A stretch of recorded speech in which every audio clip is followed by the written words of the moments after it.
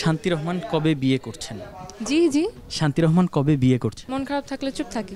সাকিব খান ভাইয়া অবশ্যই অনেক ভালো আমাদের দেশের সুপারস্টার, কিন্তু আই থিংক আমি অনেক ছোট বয়সে, মানে আমার সাথে যায় না। আমার কাছে মনে হয়েছে যে ব্যাক টু ব্যাক অনেক কন্ট্রোভার্সি হয়ে গেছে অ্যান্ড এইসব বাদ দিয়ে একটু কাজে ফোকাস করা উচিত। সো আমি ভাবলাম টু টেক এ ব্রেক। এটাই। কোরবানিতে আমার একটা নতুন নাটক আসছে সিয়াম মৃধা ভাইয়ের সাথে। So let's hope for the best. আমি অ্যাকচুয়ালি এত কিছু ভেবে আসিনি, কাজ করতে করতে সবার সাথে বন্ডিং ভালো হতে হতে মানে কিভাবে যেন এইসবের মধ্যে জড়িয়ে যাই, দ্যাটস ইট।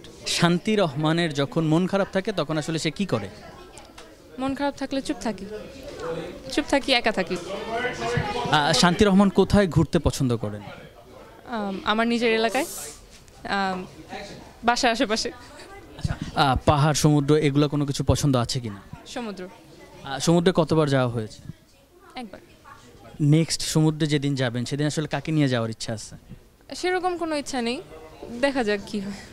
মিউজিক ভিডিও আপাতত করছি না, আপাতত নাটক অ্যান্ড সেলফ যে ডান্স কভারগুলো করতাম ওগুলোই করছি। শান্তি রহমান কবে বিয়ে করছেন? জি, জি। শান্তি রহমান কবে বিয়ে করছেন? কোনো ঠিক নেই, আমি এখনও জানি না।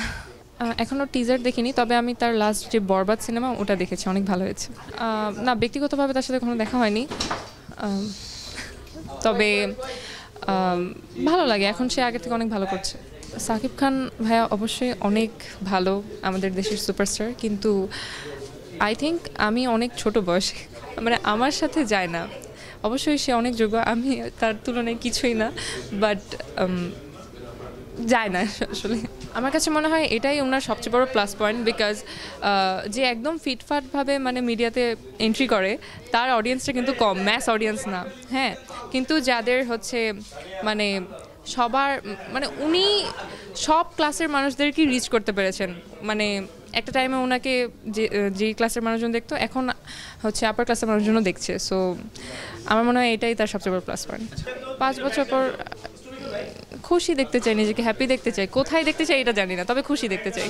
অ্যাচিভমেন্ট বলতে কি, প্রতিনিয়তই আমরা কিছু না কিছু নতুন অ্যাচিভ করতেই আছি। সো আই ডোন্ট নো আসলে কি বলার এখানে।